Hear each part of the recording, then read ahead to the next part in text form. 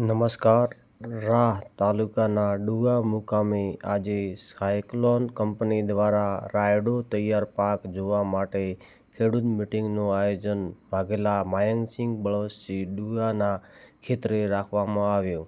તેમાં આસપાસના ખેડૂત મિત્રો ઉપસ્થિત રહ્યા.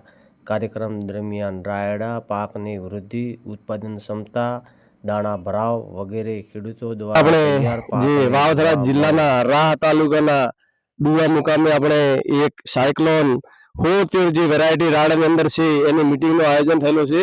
તો એની અંદર આ સાલના હવામાનનું બહુ મહત્વ રહેલું હતું. તો એની અનુસંધાનમાં ખેડૂતો અલગ અલગ વેરાયટીઓ બધાના ખેતરોમાં વાવેલી બધી વેરાયટીઓ હોય છે. તો આમાં અહીંયા સ્કાયલોન જે મીટિંગ છે એનું આયોજન થયું અને એમાં અહીંયા રાડાનું પણ પ્રદર્શન થયેલું છે. ડેમો અહીંયા આપેલો હતો, એ અહીંયા વાવેતર ખેડૂતોએ કરેલું છે.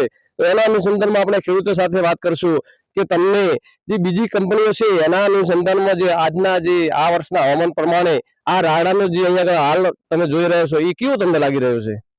સારું લાગ્યું. એટલે બીજી કંપનીઓ કરતો આનું ઉત્પાદન કેવું કદાચ મળશે? જે આ ઉત્પાદન તો લેવાનું બાકી છે. હા, એ તો હમણાં તો સારું લાગે. બીજી કંપની કરતા આ રાયડો સારો. તો આ સાલ અમુક કંપનીઓ રાડા પડવાનો પણ પ્રશ્ન રહેલો છે. તો અહીંયા આગળ જે આ સાયક્લોન તમે જોઈ રહ્યા છો તો એ તમને હાલ તમે આ જોઈ રહ્યા છો લગભગ બધું રાવડો સારું જ દેખાય છે. તો કેવું લાગે છે તમને? તો સારું લાગે. તો આ જે રાવડો છે એના વિશે તમે શું કહેશો કે આ રાવડો બીજી કંપનીઓ કરતા જેને ફળી છે, તમે ફળી પણ જોઈ શકો છો. સારી. હા. તો અહીંયા આગળ તમે બીજા ખેડૂતો પણ છે કે છે સારું. સારામાં સારું. ને અહીંયા આગળ જે ઉભેલું પણ રાવડો તમે જોઈ શકો છો એ કેવું છે તમારા હિસાબે?